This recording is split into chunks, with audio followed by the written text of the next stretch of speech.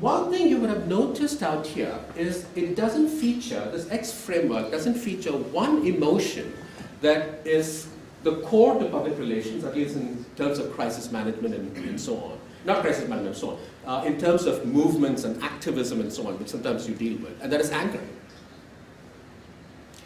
And that's one area I'm trying to get into now, and we can talk more about it later. Anger is a high physiological arousal negative emotion, but doesn't share the characteristics of stress, fear, etc. It seems to have all the characteristics, in terms of behavior, all the characteristics of the boredom to excitement pattern. But the excitement actually comes from harming, physically or symbolically, harming an entity, harming a person, etc. And you can make an argument that a lot of these motivation, which comes from behind movements, even the Tea Party movement, came because of some anger towards an entity, towards the government, and so on and so forth. It'll be interesting to study. For me, I'm interested in anger because I can look at it from two angles. One is more from a micro angle, look at the neural kind of structures that are involved in anger, do they share kinship with excitement and so on, or are they different? But the second is also in terms of movements and activism and so on. So we can have a discussion about that as we go along. But one of the things that, if you think about this framework, I can ask you a very quick question, and that is, if you are the decision maker making a decision, and you happen to be stressed. Okay, let me back up for a moment, because I need to kind of explain how this framework works before we get into the pathways and so on. The important thing about this framework to remember is that if your brain is here experiencing stress, the first instinct of the brain will not be to go towards excitement, not be to go towards exploration. So think about the primate, think about the baboon that is in a very stressful environment. Its first instinct will not be to go towards new potential mates, new territories, and so on. The first instinct would be to play it safe, follow the beaten path. Right? And this would have happened to many of you. I'm sure, for example, you would have gone to a new culture, you traveled to India, traveled to China, I've been there recently to Beijing, very formal reception. And I was, even though I had been tutored extensively in terms of the culture, what I'm supposed to do and so on, the first instinct you would have realized on such occasions is a lot of stress. And your first instinct would have been to go to someone who is very familiar. Maybe someone who had called you, the name is very familiar, someone who looks like you, and so on. Because familiarity brings a lot of comfort to the human brain. Then what would have happened is you get comforted. The brain cannot be in a state of comfort for too long. It gets bored very quickly, right? So then you're going to cycle down to boredom.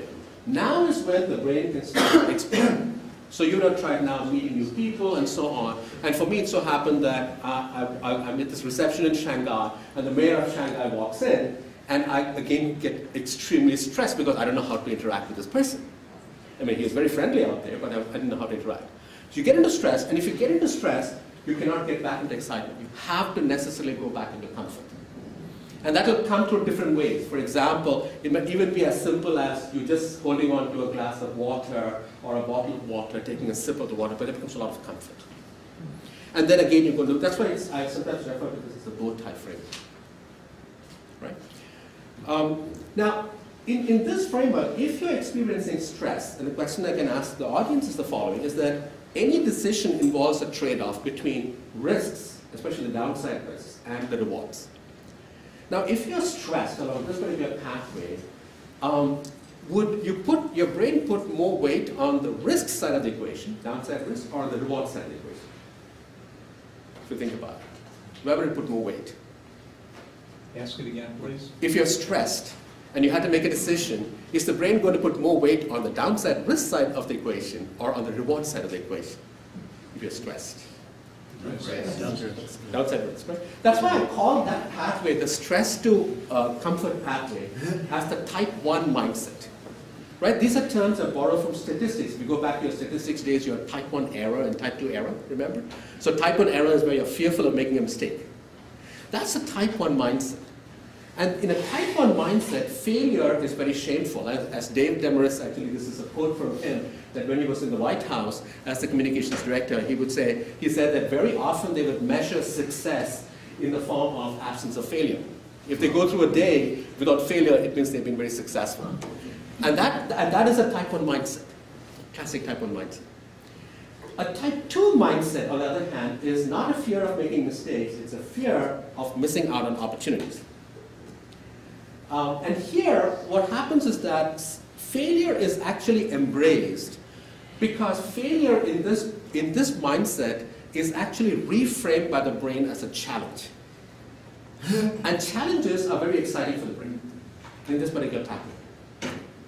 And that's why you would see that enterprises that are young, right, startup companies and so on, I deal with them day in and day out, being in Silicon Valley, will all be type 2s. And I give this classic example, the difference between Stanford and our biggest competitor is Harvard Business School. Anyone here from the HBS?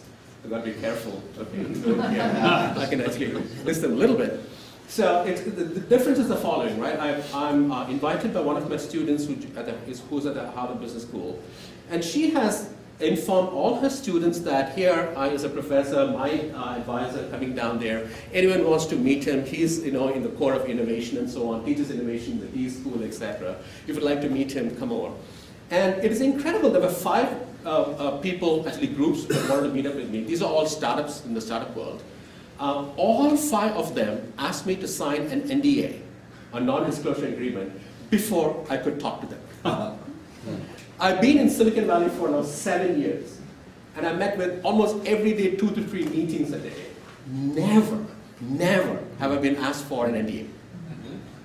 An NDA, non-disclosure agreement, never. Yeah. Unless I have to become an advisor and so on. That's a different game altogether, because then they're divulging a lot more information. But the idea here is that I just want to make sure that I'm not missing out on an opportunity by not being able to meet up with Baba. And if Baba is, if I'm going to have him sign an NDA and so on, he's going to become more defensive. And that's the idea behind this. So small enterprises will often start off as being type 2. And then what will happen, and you've probably seen this in your own organizations and enterprises, is that processes start getting put in place. And systems will start getting put in place where the enterprise will turn into being type 1. Which is good, because that's when exploitation is going to take place. Type 2 is more exploration. Here is more exploitation. Exploitation is necessary for a large enterprise because you want to get as much out of the market as possible based on what you already have. But the problem is if an enterprise becomes too steeped in type 1. And one of the questions you might ask is, Baba, how do you know if an enterprise is too steeped in type 1? When I walk into an enterprise, by the way, a lot of my research right now is getting into enterprises that are type 1, and they think that they are steeped in type 1, and try to foster innovation within that enterprise. So I'm working with Citibank and Cathay Pacific, Caterpillar, and so on. And one of the first things I do when I'm asked this question, hey, Baba, tell me if you're too steeped in type 1, I'll say, show me your policy manual.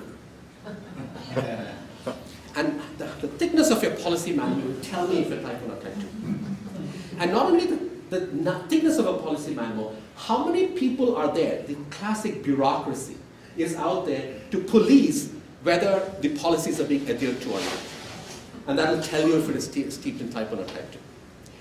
Now, if the firm gets too steeped, if what I mean by firm is an enterprise, gets too steeped in type 1, what that is going to do, and especially the leadership gets too steeped in type 1, that's going to crowd out the type 2s. However small they may be, and any large corporation needs to have about 90 to 95% who are exploit, type 1.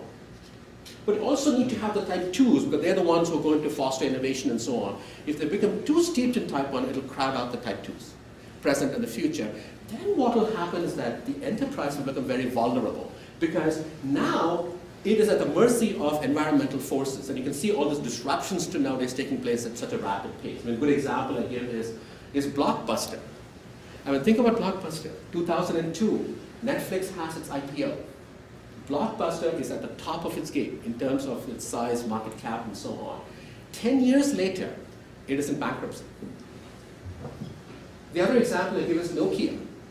2007, the iPhone is launched. 2007, the iPhone is launched. Nokia's market capitalization is $150 billion. If you take 5 years later, fast forward, any guesses what is Nokia's market cap today? I mean, any guesses that you can make? It's about $5 billion. 150 5 years ago to $5 billion today. And its success is going to be totally dependent upon Windows 8 and the success. And we, being in corporate communication, because you're the conscience of the enterprise, if you think about it, you can ask this question, who should we blame for this? And in a sense, I'm sure you will agree with me that part of the blame has to be laid on the leadership. Why didn't they see it coming? Now, what are the arguments normally made? Why don't leadership see changes like this happening? The normal arguments would be that, you know what, success, or confirmed success, plants the seed of its own failure. They'll have these things like, well, success breeds arrogance. Success breeds complacency. There's no complacency. You can go into and look at the public statements being made by the leaders at Blockbuster. There was nothing like complacency. They knew what was happening.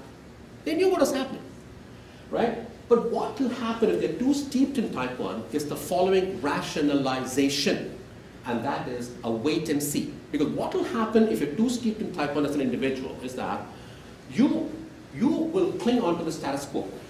The status quo bias, because status quo brings a lot of comfort for the human brain. And the status quo bias will manifest in the form of an indecision. Because indecision is very comforting for the human brain. It doesn't have to stick its neck out.